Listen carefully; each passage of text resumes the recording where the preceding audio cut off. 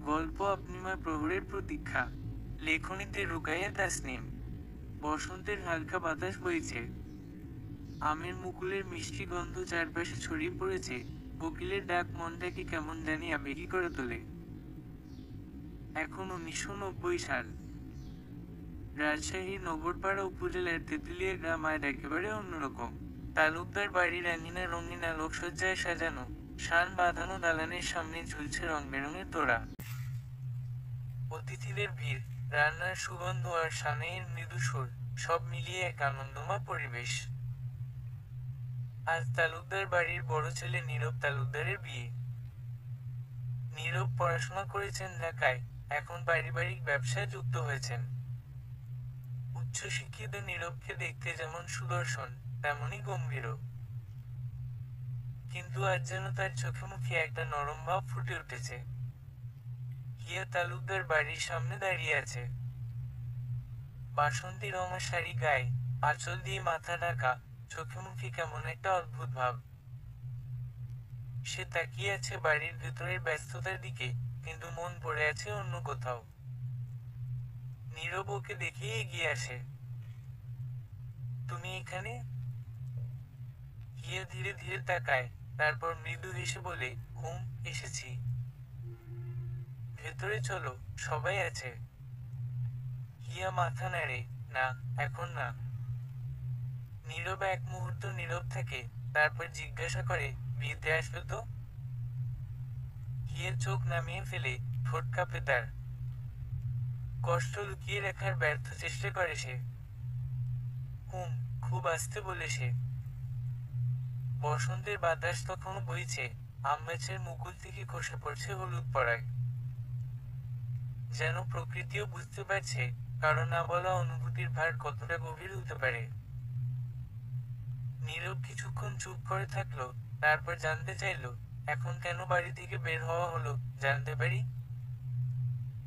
হিয়া একটু ইতস্তত করলো, তারপর বলল, বাবা কিছু গুরুত্বপূর্ণ কাগজপত্র বাসায় ফেলে গিয়েছিলেন। স্কুলে দিতে গিয়েছিলাম। ও, কেমন আছেন মাস্টার মশাই? ভালো। নীরব মাথা নাড়ল, যেন কথাগুলো আরো কিছুক্ষণ টেনে নিতে চাইল, কিন্তু হিয়ার মুখের অভিব্যক্তি দেখে আর কিছু বলল না। হিয়া ধীরে ধীরে তালুকদার বাড়ির সামনের পথটা পেরিয়ে মাটির রাস্তায় নেমে এলো। রোদ মিশ্রিত বাতাস তার আঁচলের কোণ উড়িয়ে দিল। সে একা হাঁটতে থাকলো, কিন্তু মনে পড়তে থাকলো 1 বছর আগের কথা। সেই সময়ও বসন্তই ছিল। তবে হিয়ার মনে বসন্ত এসেছিল অন্য এক কারণে। তখন তার বয়স 14। নীরব তখনও ঢাকায় পড়াশোনা করত। বড় ছেলে বলে সবাই তাকে খুব গম্ভীর আর দায়িত্ববান মনে করত। তবে হিয়ার কাছে সে ছিল অন্যরকম। নীরব বাড়ি এলে মাঝে মাঝে ওদের উঠানে বসে থাকতো, গাছের ডালে হাত রেখে ছোট ছেলে মেয়েদের গল্প শোনাতো। একদিন বিকেলে তালুকদার বাড়ির পেছনের বাগানে গিয়েছিল হিয়া। সেদিনই ছিল ঠিক আজকের মতো বাতাসে মিশে থাকা আমের মুকুলের গন্ধ। নীরব তখন একটা পুরনো বই হাতে নিয়ে কি যেন পড়ছিল। হিয়ার খেয়াল ছিল না, সে গাছের নিচে দাঁড়িয়ে কিভাবে যেন চুপচাপ তাকিয়েছিল নীরবের দিকে। নীরব চোখ তুলে তাকিয়ে বলেছিল, কিছু বলবে? হিয়া তখন মাথা নেড়ে দ্রুত সরে এসেছিল, কিন্তু বুকের ভিতর একরকম অজানা অনুভূতি ধরা দিয়েছিল। তারপর থেকে নীরব যখনই বাড়িতে আসতো, হিয়ার মন অন্যরকম হয়ে যেত। তার হাসি, তার কথা বলার ধরন, এমনকি চুপচাপ বসে থাকার ভঙ্গিটা হিয়ার মনে গভীর ছাপ ফেলেছিল। এখন, 1 বছর পর, সেই অনুভূতি আরো গভীর হয়েছে। কিন্তু আজ নীরবের বিয়ে। গ্রামের মাটির পথ ধরে হাঁটতে হাঁটতে হিয়ার মনে হলো, বসন্তটা আরো সুন্দর, কিন্তু তার হৃদয়ের এক কোণে যেন কোথাও এক ফোঁটা বিষাদ জমে আছে। বসন্তের বাতাসে আজ যেন একটা অস্বাভাবিক উত্তেজনা।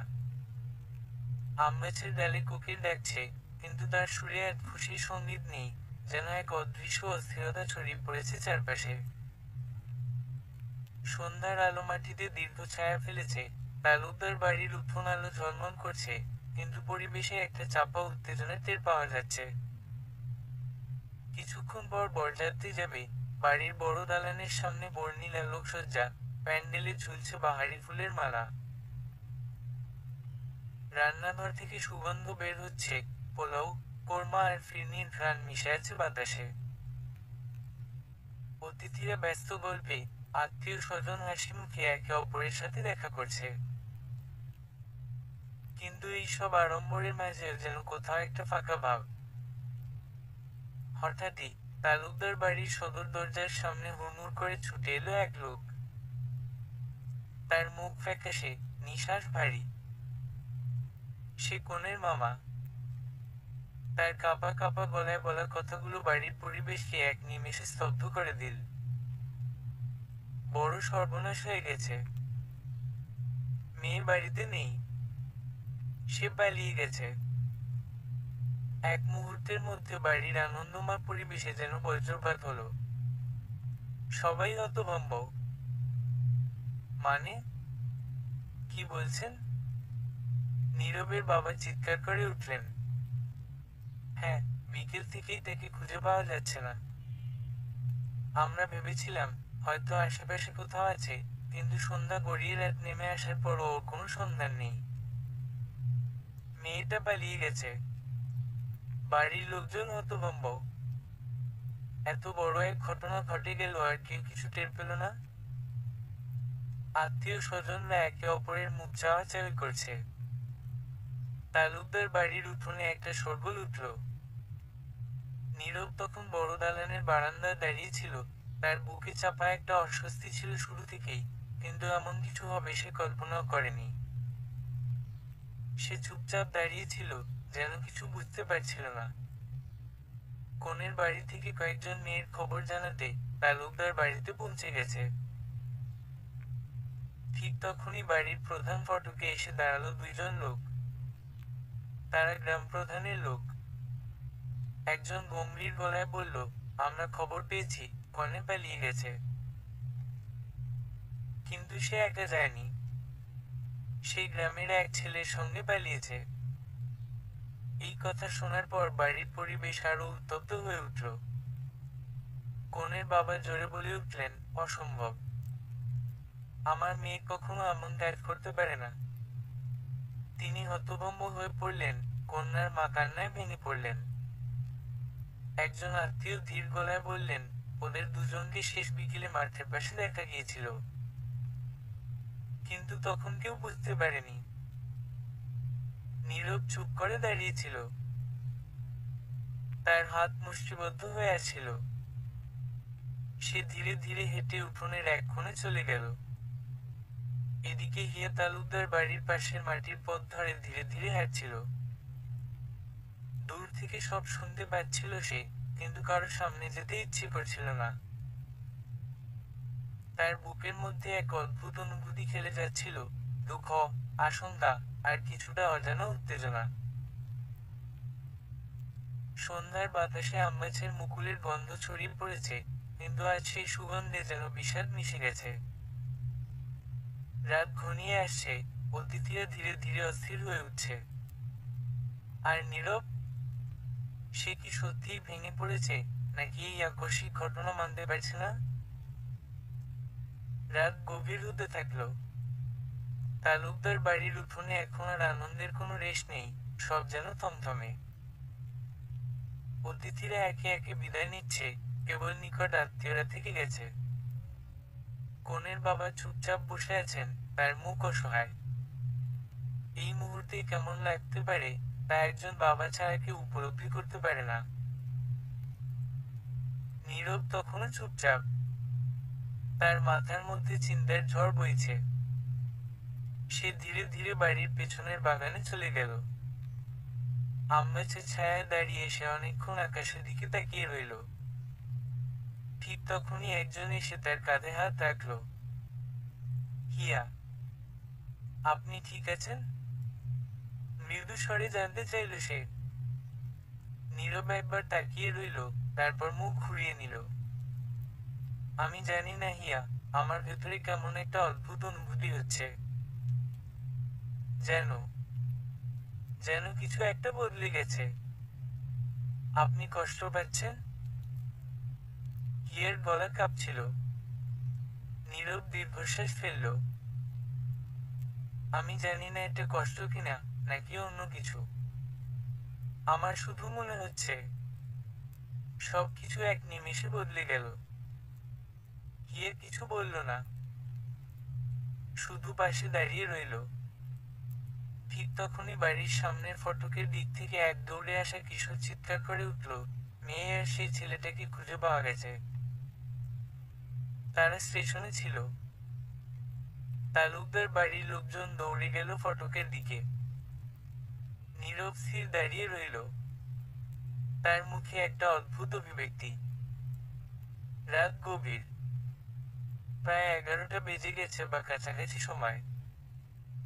গ্রামে ঘড়ির প্রচলন নেই বললেই চলে, শুধুমাত্র কয়েকটি অভিজাত বাড়ির দেয়ালের সময় জানান দেওয়ার যন্ত্র ঝুলে আছে।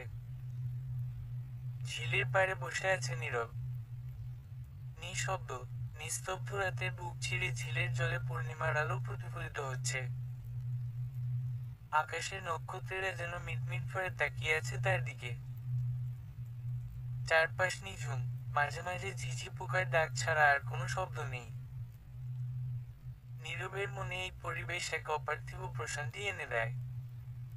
আর এই ঝিলটাই হিয়াদের বাড়ির একদম পাশে। বিয়ের সেই দুর্ঘটনার আর ঠিক এক সপ্তাহ। যার সাথে তার বিয়ে হওয়ার কথা ছিল, তাকে গ্রামের লোকেরা তার প্রেমিকের হাতে তুলে দিয়েছে। কপালে লেখা ছিল অন্য কিছু। সন্ধ্যায় বাজারে গিয়েছিলেন নীরব, ছোটখাটো কিছু কাজ সারতে। ফেরার পথে এই ঝিলের সৌন্দর্য তাকে টেনে এনেছে। লুঙ্গি এর শার্ট পরা নীরব ফুলের ভেতর থেকে নিজের প্রিয় বাঁশিটা বের করলো। শখের বসে শিখেছিল বাঁশি বাজানো, অথচ আজ যেন এই বাঁশির সুরই তার অন্তরের ব্যথার ভাষা হয়ে উঠেছে। একটি সুর তুলল সে। বাঁশির সুর ছুঁয়ে গেল চারপাশের নীরবতাকে, যেন ঝিলের জলে ঢেউ তোলার সুর ছড়িয়ে পড়ল রাতের আকাশ পর্যন্ত। পূর্ণিমার আলোয় চিকচিক করা পানির ছায়া কাঁপতে লাগল। সেই সুর ভাসিয়ে নিল রাতের শূন্যতাকে, যেন অদৃশ্য কোনো দুঃখের গল্প শুনিয়ে দিচ্ছে চাঁদকে। হিয়া জানালার পাশে এসে দাঁড়ালো। সুরের টান তার হৃদয়ে এক অদ্ভুত অনুভূতি জাগিয়ে তুলল। নরম চাঁদের আলোয় নীরবের অবয়ব দেখে তার বুকের মাঝে ভালো লাগার স্পন্দন ছড়িয়ে পড়ল।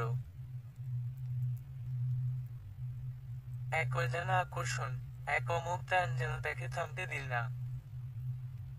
শরীরের সমস্ত স্নায়ু সজাগ রেখে ঘরের ভেতর তাকালো সে।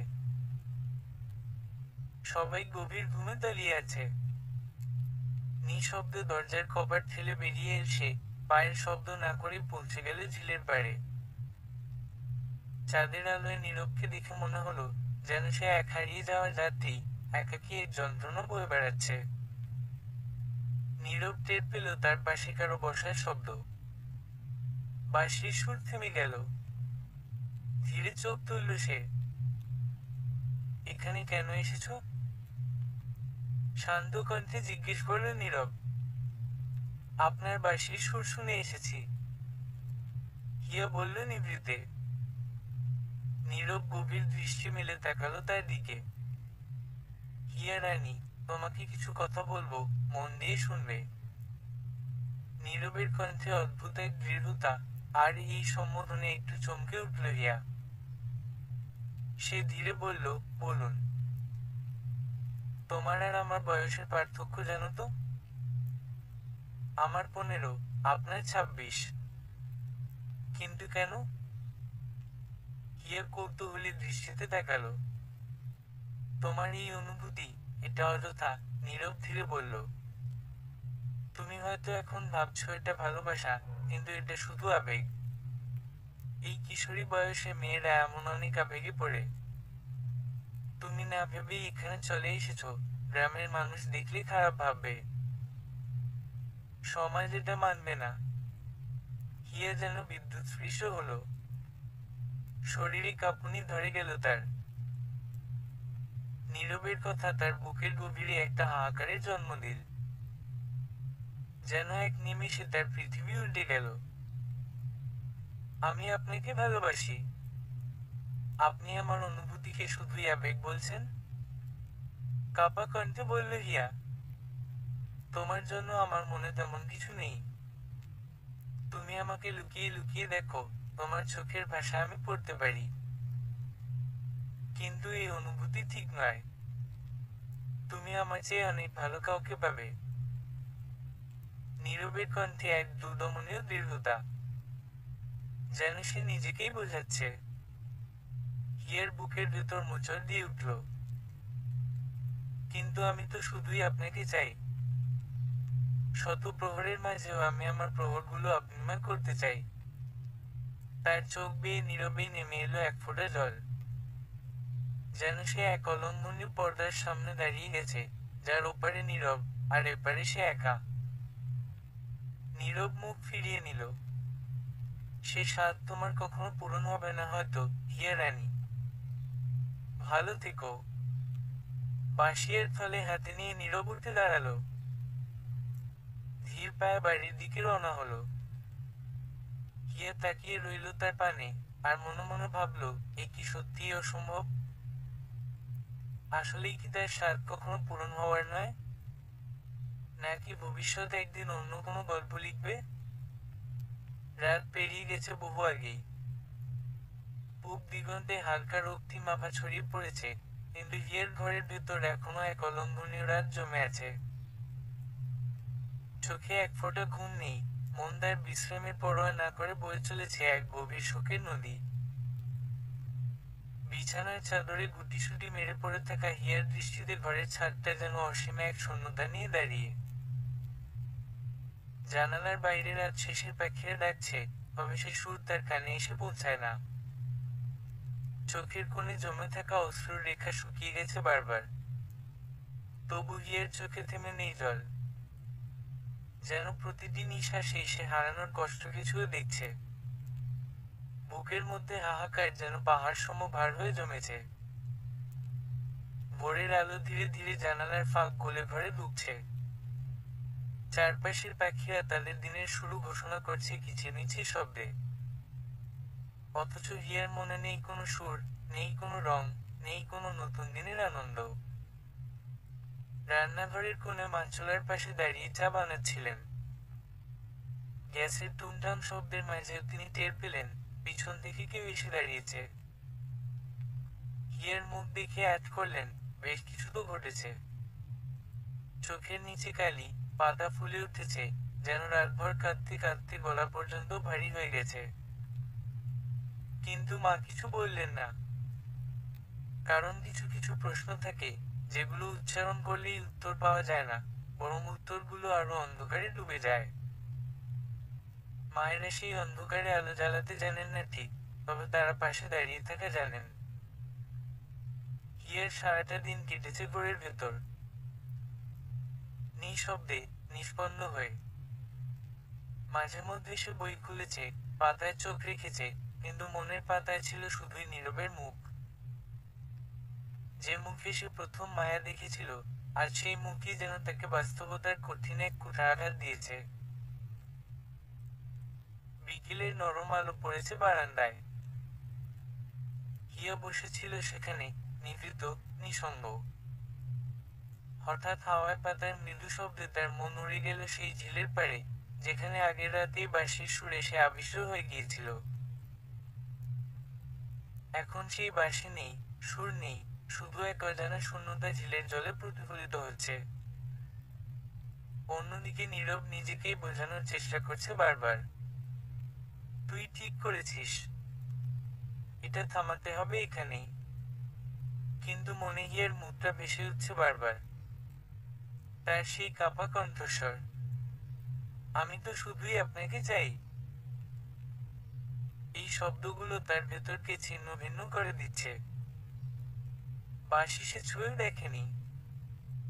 ঝিল পাড়ে যাওয়ার কথা ভাবলেও পায় হয়নি। যেখানে একসময় প্রতিটি সন্ধ্যা বাঁশির সুরে ভরে উঠত, আজ সেই স্থানই তার কাছে নিষিদ্ধ এক পরিসীমা হয়ে দাঁড়িয়েছে। চাঁদ উঠেছে, তবে আগের রাতের মতো উজ্জ্বল নয়। যেন মেঘের ফাঁকে লুকিয়ে পড়েছে কিছু। নীরব বারান্দার কাঠের চেয়ারে বসে আকাশের দিকে তাকিয়েছিল অনেকক্ষণ।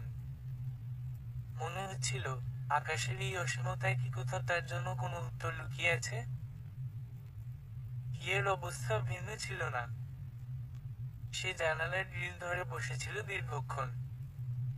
চোখ আটকে ছিল সেই দিকেই, যেদিকে নীরবের বাড়ি। দেখতে পাচ্ছিল না কিছু, তবু যেন অনুভব করতে পারছিল তার উপস্থিতি।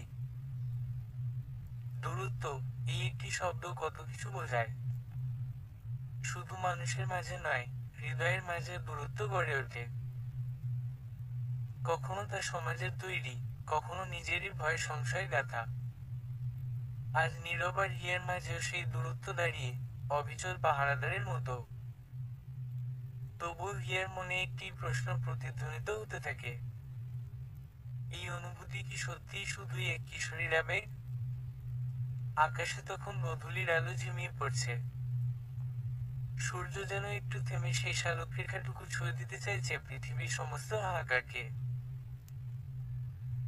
পাখিরা ফিরছে দল বেঁধে, ঝাঁকেও ঝাঁকেও। বাতাসে ভেসে আসছে সন্ধ্যার আসন্নতার স্নিগ্ধতা। তবু এই নিসর্গের মধ্যে হিয়ার ঘরের বাতাসে যেন স্থিরতা জমে গেছে, এক অলিখিত বিষাদের মতো। টেবিলের কোণে একপাশে এলোমেলোভাবে পড়ে থাকা কিছু কাগজের পাতা। আর পাশে রাখা কালো কভারের কলমটি যেন অপেক্ষায় ছিল হিয়ার হাতের স্পর্শে, তার মনের চাপা আরতি ছাপ নেওয়ার জন্য। হিয়া আজ সারাদিনই ছিল নীরব। শব্দহীন কষ্টে তার চোখে জল জমেছে, গলার ভেতর আটকে আছে অজস্র না বলা কথা। সন্ধ্যার নরম আলো এসে জানালার ফাঁক গুলো তার মুখ ছুঁয়েছে, কিন্তু সেই মুখে কোনো আলো পড়ে না। সে মুখ নিস্তব্ধ, ক্লান্ত, আর আত্মগোপনে অভ্যস্ত। ধীরে ধীরে কলমটা তুলে নিল সে। একটা কাগজের পাতা নিল, কিছুক্ষণ তাকিয়ে রইল খালি পাতাটার দিকে। কাগজের পাতাটা যেন প্রতিটা নিঃশ্বাসের মতো, আলগা, অথচ ওজনদার। তারপর লিখতে শুরু করলো। হৃদয় থেকে কলমে এসে জমে ওঠা শব্দগুলো এক একটি দীর্ঘশ্বাস হয়ে পাতায় গাঁথা হতে লাগলো। আপনাকে। আমি জানি, আপনি হয়তো কখনো এই চিঠি পড়বেন না। তবুও লিখছি। কারণ কিছু অনুভূতি কাউকে জানানো না গেলে, তারা নিজের মাঝেই মরতে থাকে। আমি চাই না আমার ভালোবাসাটা নিঃশব্দে মরে যাক। অন্তত কাগজের পাতায় তার একটা অস্তিত্ব থাকুক। আমি কখনো আপনাকে বোঝাতে পারিনি, আপনার নীরবতাও আমার কাছে ভাষার মতো স্পষ্ট ছিল। আপনার চোখের দিকে তাকিয়ে আমি যে শান্তি পেতাম, তা কোনো ভাষায় প্রকাশ করা যায় না। আপনি আমার মধ্যে যে আলো জ্বালিয়েছিলেন, আজ সেই আলোতেই আমি নিজে পড়ছি। কিন্তু তবু মনে হয়, ভালোবেসে ভুল করিনি আমি। আপনি হয়তো ভাবছেন, আমি কিশোরী, আবেগপ্রবণ, অস্থির। কিন্তু বিশ্বাস করুন, আমি যখন আপনাকে দেখতাম, মন থেকে শুধু একটাই কথা উঠত, এই মানুষটাই আমার আপন। এই মানুষটাকেই আমি চাই। আপনার পাশে থেকে কিছু পাওয়ার লোভে নয়, বরং আপনাকে বুঝতে পারার যে গভীর অনুভূতি আমার ভেতরে জন্মেছিল, তাই দিয়েই আপনাকে আগলে রাখতে চেয়েছিলাম। আপনার প্রত্যাখ্যান আমি বুঝি, কিন্তু ভালোবাসা তো আর অনুরোধে থামে না, না থামে কোনো বাধা দেয়ালে। আমি শুধু জানি, আপনি আছেন আমার প্রতিটা নিঃশ্বাসে। আপনার অনুপস্থিতির মধ্যেই আমি খুঁজে ফিরি আপনাকে। এই চিঠি হয়তো আমি কোথাও রাখবো না, পাঠাবো না, কিন্তু এটুকু জানবেন, কেউ একজন আপনাকে খুব নিঃস্বার্থভাবে ভালোবেসেছিল, আজও ভালোবাসে। চিঠিটার নিচে নাম লেখেনি হিয়া। চুপচাপ বসে রইল কিছুক্ষণ, কাগজের পাতাটা হাতের তালুতে, বুকের কাছে চেপে। এই যেন নিজের ভেতর থেকেই কিছুটা শব্দ ছিঁড়ে এনে চিরকাল হারিয়ে ফেলা। বাইরে বাতাসের গতি বেড়েছে। গাছের পাতারা হঠাৎ অস্থির, যেন প্রকৃতিও আজ কিছু বলার চেষ্টা করছে। হিয়া উঠে বারান্দায় এলো। সামনে বিস্তৃত রাস্তাটা অন্ধকারে ঢেকেছে, অথচ কিছু আলো ছড়িয়ে আছে পথের গায়ে গায়ে। এই আলো অন্ধকারের মাঝে দাঁড়িয়ে হঠাৎ তার দৃষ্টি আটকে গেল। একটা পরিচিত অবয়ব, ধীর পদচারণা, নীরব। রাস্তায় হাঁটছিল একা, নিঃশব্দে। তার কাঁধ নিচু, চোখে ছায়া, হাঁটার মধ্যে কোনো গন্তব্য নেই, শুধু এক ধরনের দ্বিধা। হিয়া অবাক হয়ে তাকিয়ে রইল, নিঃশব্দে, নিস্পন্দ হয়ে। নীরব হঠাৎ থেমে দাঁড়ালো, মাথা উঁচু করে একবার আকাশের দিকে চাইল। চাঁদ উঠেছে, কিন্তু পূর্ণ নয়।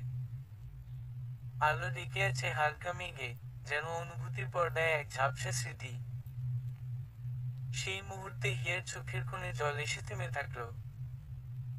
সে জানত না নীরব কি তাকে দেখে ফেলেছে কিনা, কিন্তু তার ভেতরে একটা অনুভূতি বলছিল, হয়তো নীরবও তাকে অনুভব করছে। তারপর নীরব আবার হাঁটা শুরু করলো, ধীরে ধীরে মিলিয়ে গেল গলির ভেতর। হিয়া শুধু দাঁড়িয়ে রইল। চিঠিটা তখনও বুকের কাছেই ছিল। মনে হচ্ছিল তার হৃদয়ের প্রতিটা শব্দ কেউ যেন শুনে ফেলেছে, শব্দ না করেও। চাঁদের আলো তখন জানালার ফাঁক গলে এসে তার চোখে পড়ছিল, আর সে তাকিয়েছিল দূর দিগন্তের দিকে, যেখানে নীরব হারিয়ে গেছে, তবুও রয়ে গেছে তারই কিছু উপস্থিতির ছায়া। চাঁদের আলো তখন জানালার ফাঁক গলে এসে তার চোখে পড়ছিল, আর সে তাকিয়েছিল দূর দিগন্তের দিকে, যেখানে নীরব হারিয়ে গেছে, তবুও রয়ে গেছে তারই কিছু উপস্থিতির ছায়া। হঠাৎই পেছনে থেকে মায়ের গলা ভেসে এল, হিয়া, একটু এদিকে আয় মা। হিয়া ধীর পায়ে ঘরে ফিরল। চোখে জল জমে থাকলেও মুখে তা বোঝার উপায় নেই। মা বিছানায় বসেছিলেন, পাশে বাবা। দুজনের মুখেই এক ধরনের গম্ভীরতা, যেটা হিয়া আগে বহুবার দেখেছে, কিন্তু আজকেরটার মধ্যে যেন একটা অজানা চাপা কাঁপুনি। বাবা গলা খাকারি দিয়ে বললেন, আজ সন্ধ্যায় চাচা এসেছিলেন। একজন ছেলের প্রস্তাব এসেছে তোমার জন্য। ছেলেটা ঢাকায় চাকরি করে, ভালো পরিবার। ওরা খুব আগ্রহী। বাকিটা আর শুনতে পেল না হিয়া। প্রস্তাব? এখন? এই সময়ে? তার চোখের সামনে মুহূর্তেই ঝাপসা হয়ে এল নীরবের মুখটা। সে যেখানে দাঁড়িয়ে আছে, ঠিক সেখানেই যেন মাটি দুলে উঠল। ভেতরের সব কথা হঠাৎ মুখ থুবড়ে পড়ল তার হৃদয়ের মেঝেতে। সে শুধু মাকে একবার দেখল, চোখে প্রশ্ন, আশ্চর্য, কিছুটা রাগ, কিছুটা কান্না। কিন্তু মুখে কিছু বলল না। চিঠিটার ভাঁজ তখনও হাতের মুঠোয়। সে জানত না এখন আর সেটা নিজের মধ্যেই রাখবে, নাকি আগুনে ছুড়ে দেবে। হিয়ার চোখে তখন সবকিছু অন্ধকার হয়ে যায়। এক ঝলক দূরে রাস্তার মাথায় দাঁড়িয়ে থাকা নীরবের চিত্র ভেসে ওঠে। তার চোখ, তার শূন্যতা, সবকিছু যেন হিয়ার মনকে আছড়ে ফেলে দেয়। সে বুঝে না কেন হঠাৎ এমন একটি অনুভূতি থেকে জেঁকে ধরে। তাকে আবার দেখতে ইচ্ছে হয়, কিন্তু সে জানে নীরব তাকে ছাড়া চলে গেছে, তাকে আর ফেরানো যাবে না। সে তার চলার পথে তার মনকে বিভ্রান্তির মধ্যে ফেলে দিয়েছিল। তবে হিয়ার ভেতর এক গোপন চিন্তা চলছিল, ও কি আমাকে খুঁজছে, আমাকে অনুভব করছে? কিন্তু এক মুহূর্তের জন্য সে জানত এর উত্তর আর তার কাছে নেই। এর উত্তর শুধু নীরব জানে, এবং হয়তো সে এখন সেই উত্তর দেবার জায়গায় নেই। বিয়েতে এক নতুন অধ্যায় শুরু। তবে হিয়া জানত এটা তার জন্য আরো এক নতুন বোঝা হতে চলেছে। তার অনুভূতির কিছু গভীর জায়গা অব্যক্ত রয়ে গেছে, এবং সেই সমস্ত অনুভূতি কোনো একদিন তাকে তাড়া করে ফিরবে। কিন্তু জীবন তো শুধু অতীত নিয়ে বসে থাকার জন্য নয়। জীবনের প্রতিটি মুহূর্ত তার সামনে নতুন এক প্রশ্ন নিয়ে আসে, যে প্রশ্ন তাকে কখনোই ত্যাগ করতে দেয়নি। তার জীবনে এই নতুন অধ্যায়, নতুন মুখে, নতুন সম্পর্ক, সবকিছু মেনে নেওয়া ছাড়া তার আর কোনো উপায় নেই। তবুও হিয়ার এক দিক থেকে মনে হচ্ছিল, এই বিয়ের সঙ্গে সে আরেকটি আত্মবিশ্বাসী জীবনের যাত্রা শুরু করবে। তবে সে জানত, এই যাত্রায় তার অন্তরে কিছু প্রাক্তন দৃশ্য আর প্রতিক্রিয়া অন্তর্ভুক্ত থাকবে। যে ভালোবাসা সে কখনোই পুরোপুরি সরিয়ে ফেলতে পারবে না।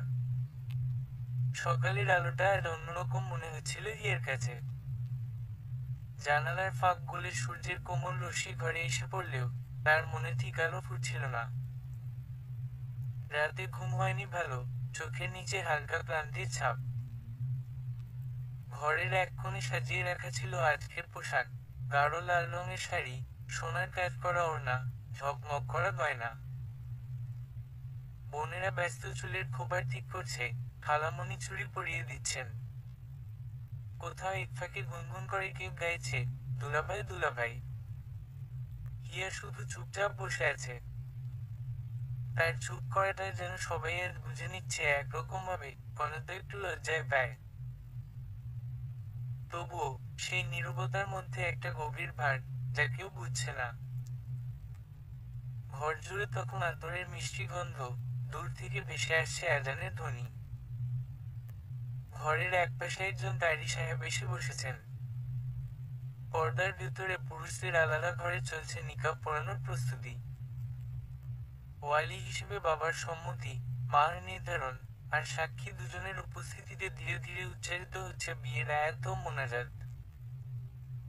হিয়া পর্দার আড়ালে বসে হাতের তালুতে থাকা কাগজের টুকরোটা শক্ত করে ধরে রাখে সেই না পাঠানো চিঠি। আল্লাহর নাম নিয়ে যখন ইমাম সাহেব বলেন, আপনি কি কনে হিয়া বিনতে ফজলুল, রশিদ বিন জামিন ছেলের সঙ্গে এই মাহরে বিবাহে রাজি আছেন? হিয়ার ঠোঁট নাড়িয়ে কেবল বলল, জি, রাজি। চারপাশে সবাই আলহামদুলিল্লাহ বলে উঠল। কেউ দোয়া পড়তে লাগলো, কেউ তাকবীর দিল। কিন্তু হিয়ার মনে হচ্ছিল, এক ফোঁটা চোখের জল সেই দোয়ার শব্দে চাপা পড়ে যাচ্ছে না। বিয়ে শেষে যখন সবাই এসে হিয়াকে দোয়া করে যাচ্ছে, তখন সে হাসছে, কিন্তু সে হাসি যেন পরিপূর্ণ নয়। মা চোখে পানি ধরে বলল, আল্লাহ তোমার জন্য যা ভালো তাই করুক মা। হিয়া মাথায় নিচু করলো। ভেতরে তখন একটা চাপা আর্তনাদ, যে ভালোবাসা তার হৃদয়ে ছিল, তা সে আজ কবুল বলে লিখে ফেলল। হিয়া পালকিতে উঠে বসে। দরজায় এসে দাঁড়িয়ে থাকে বরপক্ষ। সে লাল ঘোমটা মাথায় দিয়ে মুখটা নত করে আছে। আতশবাজির আলো আর বিদায়ের কান্না। রাস্তায় পালকি যেতে থাকে। পালকির পর্দা সরিয়ে মেয়েটি দেখে চাঁদটা যেন আর একটু বেশি মেঘে ঢাকা। নীরব কোথায়? সে কি জানে আজ হিয়া বিয়ে করছে? তার বুকের ডায়েরির পাতা ছিঁড়ে পড়ে থাকে অতীতের কোনো কোণে। আর সামনে চলে আসে এক নতুন জীবনের অপরিচিত অথচ বাস্তব এক অধ্যায়। নীরব শহর থেকে ফিরল এক বিকেলবেলা। ট্রেন থেকে নেমেই মাটির গন্ধে বুকটা হালকা হয়ে এল। ব্যাগটা কাঁধে ঝুলিয়ে ধুলো মাখা রাস্তা ধরে হাঁটছিল ধীর পায়ে। কদিন শহরে কাটালেও মনটা গ্রামেই পড়েছিল।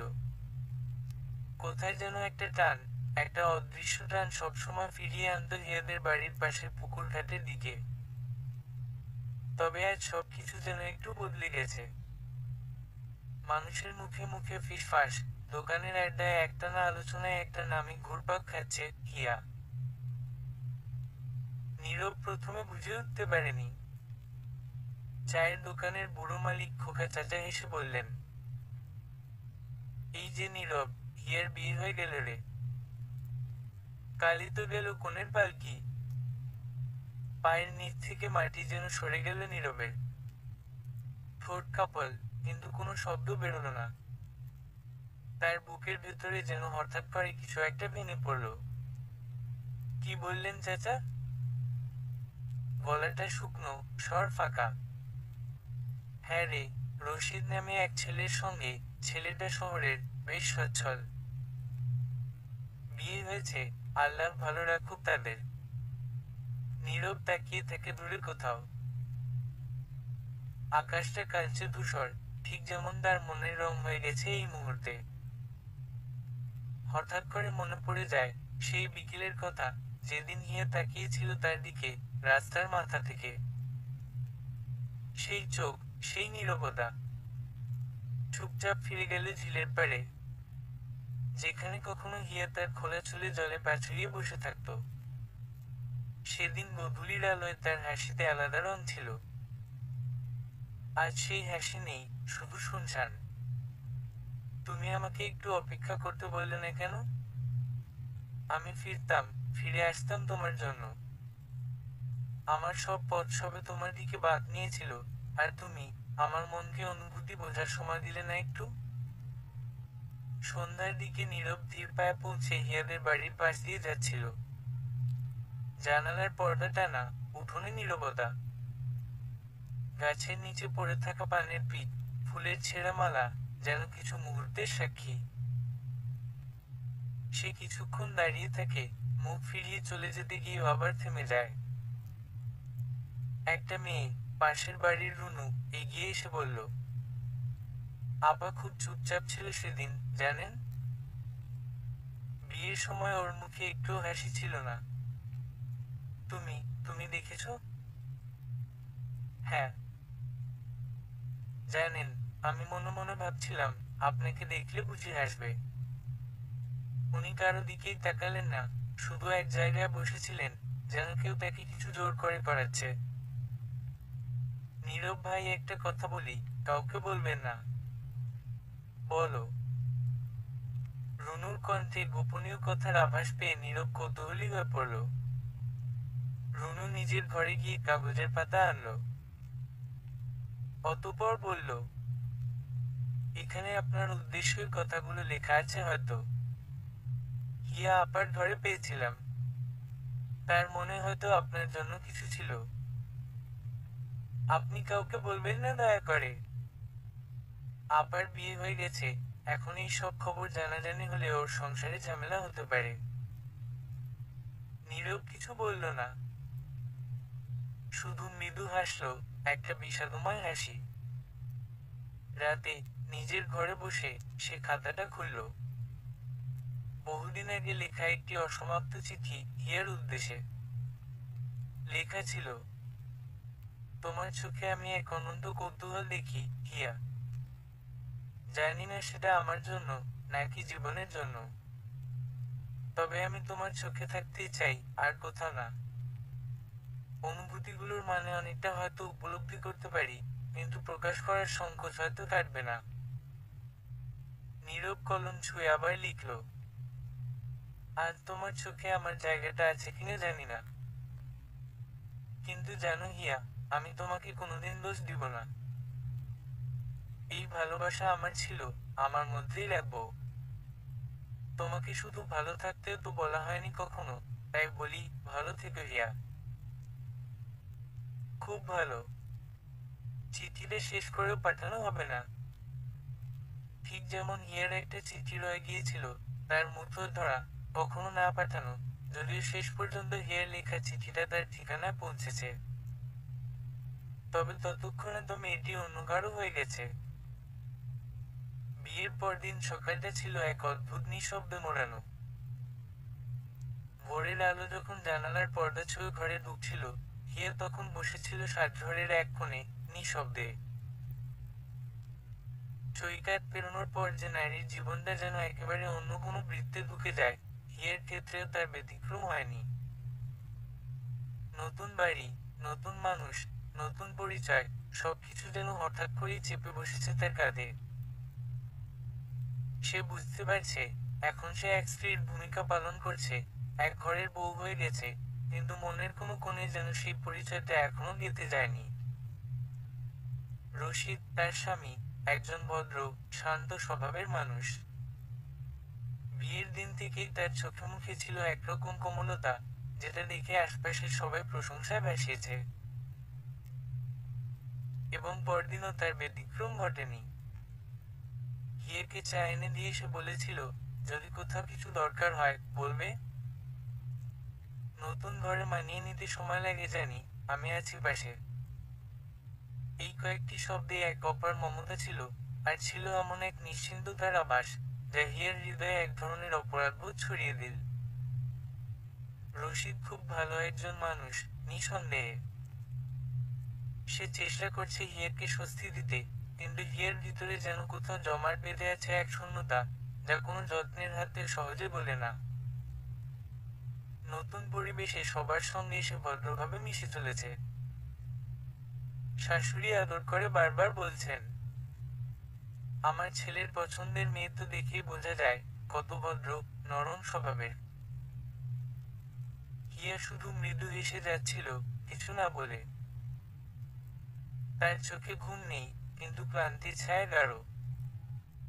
বুকের গভীরে এক অলক্ষ কষ্ট জমে আছে, যা হয়তো কাউকে বলা চলে না। রাতে ঘুমাতে যাওয়ার আগে হিয়া একবার জানালার ফাঁক খুলে তাকিয়েছিল আকাশের দিকে। তার মনে হচ্ছিল, কোনো এক বিকেল হারিয়ে গেছে চিরতরে, সেই বিকেল, যেখানে নীরবের চোখে ছিল এক অপূর্ণ প্রতীক্ষা। অথচ আজকের রাতে সে এক ভালোবাসার ছায়ায় ঘুমোতে যাচ্ছে, যেটা ঠিকঠাক, সুন্দর, নিরাপদ, কিন্তু নিজের নয়। এক মধুর সকাল। আকাশজোড়া মেঘ ভেদ করে সূর্যের নরম কিরণ যখন গ্রামটিকে আলোকিত করে তোলে, তখন সে আলোয় যেন কোনো এক অতীতের ছায়া এসে মিশে যায়।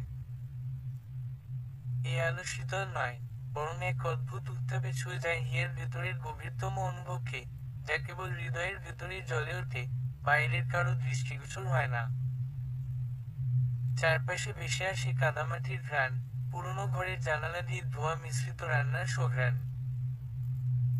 উঠোনে হাঁসের কিচিরমিচির, নারীদের হাস্যোজ্জ্বল কণ্ঠস্বর আর সেই চিরচেনা মেঠোপথ, যা একসময় ছিল তার প্রিয় অভ্যন্তর জগতের খণ্ডচিত্র।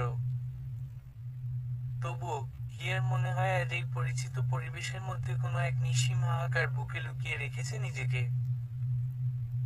আজ কিছু নেই, অথচ অনেক কিছুই রয়ে গেছে, একটা শূন্যতা, যাকে বলে অদৃশ্য অথচ অনুভবযোগ্য। একটা গাড়ি এসে থামে হিয়াদের বাড়ির সামনে। হিয়া আর রশিদ নেমে পড়ে। হিয়ার চোখ তখন খুঁজে বেড়ায় কিছু, হয়তো সেই অতীতের পরিচিত হাসিগুলো, কিংবা কোনো নীরবতার মাঝে লুকিয়ে থাকা ভালোবাসার ব্যঞ্জনা। চোখ চলে যায় সেই চেনা ঝিল পাড়ে। আজও সেই ঝিলের জল সূর্যের আলোয় ঝিলিক দেয়। বাতাসে আজও বাজে এক সুর, কিন্তু তা নীরবের বাঁশি নয়। সে সুর যেন কোথাও নেই, অথচ হিয়ার হৃদয়ের গভীরে অনুরণিত হয়ে চলেছে, নীরব কিন্তু তীব্র। বিকেলের নরম রোদ্দুরে হিয়া হাঁটছিল গ্রামের শেষ প্রান্তের দিকে, যেখানে বাঁশবনের গা ঘেঁষে এক সরু মেঠোপথ চলে গেছে, সেই পথ যেখানে একদিন নীরব আর সে পাশাপাশি হাঁটত। গধূলির আলোয় আলো ছায়ার খেলা, কিছু চুপি চুপি হাসি, কিছু নির্জন মুহূর্ত, সব মিলিয়ে গাঁথা ছিল এক অস্ফুট প্রেম গাথা। বাঁশবনের ছায়ায় আচমকা এক মুখচ্ছবি ভেসে ওঠে। নীরব, সাদামাটা পোশাকে, চিরচেনা সেই চোখের গভীরে সেই পুরনো অতলস্পর্শী দৃষ্টি, যেখানে একদিন হিয়া তার অদেখা ভবিষ্যৎ পড়ে নিয়েছিল নিঃশব্দে। দুজনেই থমকে যায়। চোখের দৃষ্টিতে তখন শত শত প্রশ্ন, অপূর্ণতা, স্নেহ আর কষ্ট একসাথে মিলেমিশে এক শব্দহীন আলাপনে রূপ নেয়। হিয়া কিছু বলে না, শুধু তাকিয়ে থাকে। নীরব ও নীরব, মাথা নিয়ে এক বিনীত সালাম জানায়। তবে হিয়ার চোখে পড়ে আজও নীরবের বুক পকেটে গোজা সেই পুরনো বাঁশিটা, যা একদিন কথা বলতো হিয়ার হৃদয়ের ছন্দে ছন্দ মিলিয়ে। কেমন আছেন নীরব ভাই? হিয়ার কণ্ঠস্বর এবার প্রথমবারের মতো নীরবতা ভাঙে। ভালোই হয়তো। তুমি কেমন আছো, হিয়া রানী? সেই সম্বোধন, যা ছিল হিয়ার এক সময়ের সবচেয়ে প্রিয় শব্দ, যা বললেই তার হৃদয় কেঁপে উঠত। অনেক ভালো আছি। অনেক। তা তো হবেই। শুনেছি তোমার স্বামী তোমাকে খুব ভালোবাসে, তাই না? হ্যাঁ, অনেক বেশি। নীরবের চোখের ভেতর এক মুহূর্তের জন্য যেন এক আলোড়ন সৃষ্টি হয়। হয়তো বুকটা হালকা কেঁপে ওঠে। কে এখন অন্য কেউ ভালোবাসে, এমন ভালোবাসা যেটা নীরব হয়তো কখনো দেখাতে পারেনি। চারপাশে বাতাস বইছে হালকা। নীল শাড়িতে এক বিবাহিতা নারী দাঁড়িয়ে, চোখে গম্ভীরতা, তবুও ভেতরে এক কোমলতা। আর কিছু দূরে সেই পুরুষ, যে একসময় তার জীবনের একমাত্র ভালোবাসার নাম ছিল। এখন নয়, হয়তো আর কখনোই নয়। তুমি একবার বলেছিলে, আমার সাথে নদীর পাড়ে ঘুরতে চাও, চাঁদ দেখতে চাও। মনে আছে তোমার, হিয়া রানী? হাওয়া হিয়ের ঝুল ছুঁয়ে চলে যায়। হিয়া এক বিষাদময় হাসি হাসে। খুব মনে আছে। তোমার সেই স্বপ্নগুলো পূরণ হয়নি। হয়তো না। তবে এখন আমার স্বপ্ন পূরণ করার মতো একজন মানুষ আছে। সে আমাকে আগলে রাখে, যত্ন করে। আমি জানি না তাকে ভালোবাসি কিনা, তবে তাকে শ্রদ্ধা করি, বিশ্বাস করি। হয়তো একদিন ভালোবাসা হবে, কিংবা সে শ্রদ্ধাই হয়ে উঠবে ভালোবাসার আসল রূপ। তুমি একদিন আমাকে বলেছিলে, আপনি মা, প্রতীক্ষা করছি। এই আমি মা প্রহরটা শেষ হয়তো আজকেই। এরপরে হয়তো কখনো দেখা হবে না। নিরুদ্দেশ হয়ে যেতে পারি অজানা ঠিকানায়, কিংবা জানা কোন স্থানে। আপনি মা প্রহরের প্রতীক্ষা আমি সবসময় করতাম। কিন্তু আপনি সেই প্রহরটা চাইতেন না হয়তো। তাই প্রহরটা কখনো আসতে চায়নি। আপনি মা প্রহরের প্রতীক্ষা আমি আর করি না। ভালো থাকবেন। যেখানেই থাকুন ভালো থাকবেন। এটাই কামনা। নীরব হেসে ওঠে। হাসি, যেটা আড়াল করে কষ্ট, আর লুকিয়ে রাখে ভালোবাসা। ভালো থেকো, হিয়া রানী। খুব ভালো থেকো। শুধু আমি হয়তো আর ভালো থাকা শিখতে পারলাম না। শেষ কথাটা উচ্চারণ করার সময় নীরবের গলা ধরে আসে। সে ঘুরে যায়। চলে যেতে যেতে ভাবে, হিয়াকে যদি সেদিন নিজের করে নিতে পারত, যদি তখন সে সাহস করত, যদি হিয়ার অনুভূতিগুলোকে শুধুমাত্র আবেগ না ভাবত এবং হিয়ার ভালোবাসাকে আবেগ ভেবে মেয়েটি তাকে ভালোবাসবে এটার জন্য অপেক্ষা না করত, তবে হয়তো গল্পটা অন্যরকম হতো। ভুল দাঁড়ি। মানুষ হারালে বোঝে, যখন থাকে তখন বোঝে না। এটাই হয়তো মানুষের নিয়তি। হিয়া তাকিয়ে থাকে নীরবে চলে যাওয়া পথের দিকে। কষ্ট আর এক ধরনের অদ্ভুত প্রশান্তি একসাথে খেলে যায় তার হৃদয়ে। পুরুষটি চলে যাচ্ছে, হয়তো সেই পুরনো দোটানার অবসানও শুরু হবে আজ থেকে। সে চায় নীরব ভালো থাকুক, কারো না কারো জীবনে নতুন গল্প গড়ে তুলুক। তবে তার মনের গভীরে নীরব কখনো মুছে যাবে না। একটি প্রদীপ হয়ে এক কোণে জ্বলে থাকবে সারাটি জীবন। হিয়া এখন আর নীরবকে চায় না। সে এখন তার স্বামীকে নিয়ে ভালো থাকতে চায়। যিনি আছেন, থাকেন, আগলে রাখেন। সবাই ভালো থাকুক, এই প্রার্থনাই হিয়ার শেষ প্রার্থনা। সমাপ্ত।